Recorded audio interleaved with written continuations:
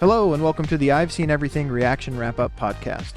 Here is where I share my thoughts, reactions, and review for my latest reaction videos. To find these full reaction videos, please search for @SeenEverything over on YouTube, or check the description of this podcast for more information. Also, please remember to rate and comment on this episode, and follow the podcast so you can see when I'm putting out new wrap-ups. And now, on to my latest wrap-up for Gremlins. Well, I have finally seen Gremlins. And somehow, a Christmas movie snuck its way into our Halloween movies. I feel like it still worked. It still was kind of enough in the horror genre, more of a kid's horror type thing. But I had no idea that it was a Christmas movie. Nobody told me. So, you learn new things every day.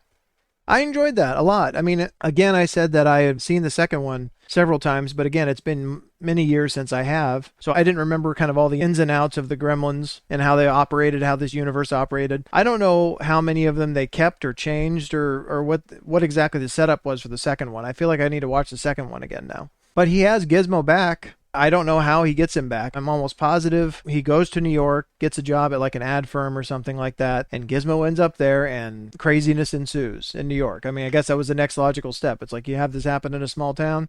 What if it happened in a big city? Not only that, what if it happened in one of the biggest cities on Earth? But I can see definitely why this was kind of pushing that line. Maybe not quite as much as Indiana Jones in the Temple of Doom. But in some ways, I mean, if the design of the Gremlins had not been quite as scary, and if they hadn't been actually killing people, they'd just been causing mayhem around the town, then I could understand it being a little more solidly a kid's movie. But I would imagine that parents who took their kids to see this, that there were a lot of kids who probably had nightmares from this movie. If you're talking about like small children going and seeing these things. Despite that, I mean, it was still very entertaining. I don't think there's a long history of Christmas horror movies. Especially like real legit like Christmas horror movies. I know there's a few out there, but I also feel like that's a more recent innovation, like a more recent thing that people have started wanting to spread out horror movies if they're going to be tied to a certain time of year, not just to be tied to Halloween, which is the most obvious one to go for because it's, the spookiest of the holidays. I know that Eli Roth, he did a Thanksgiving horror movie with an actual like pilgrim kind of like monster kind of thing. I haven't seen it yet. That might be another one to watch at some point. But let me know. Let me know what other Christmas horror movies there are out there. Let me know if you have any favorites that you've seen that maybe not a lot of people know about. I'm wondering how far back they go. It really does seem like that's a newer thing to try to connect that stuff to holidays you wouldn't normally think are spooky like that. But, I mean, there's not much else to say.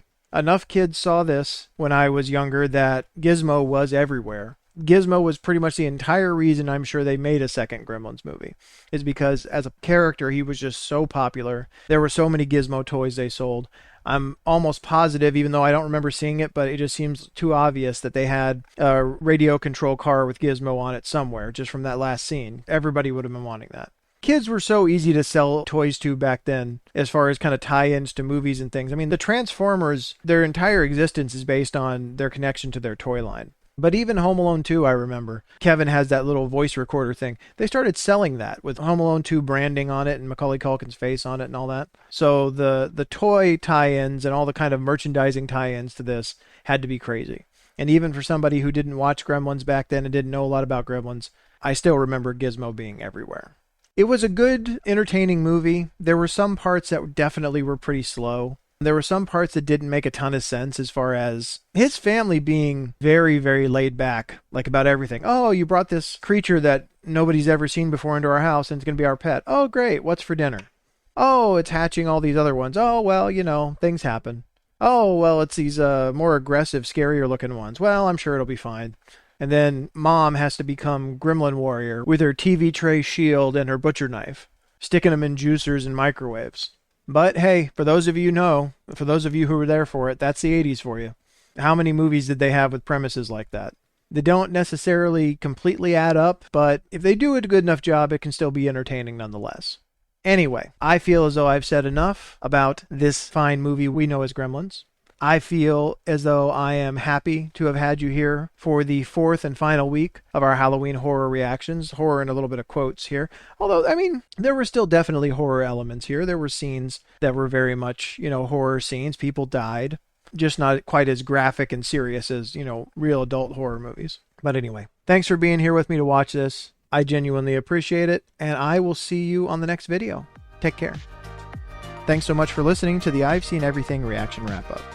Again, to find these full reaction videos, please search for @SeenEverything over on YouTube or check the description of this podcast for more information. Also, please remember to rate and comment on this episode and follow the podcast so you can see when I'm putting out new wrap-ups. Thanks for stopping by, and I'll meet you here for the next episode.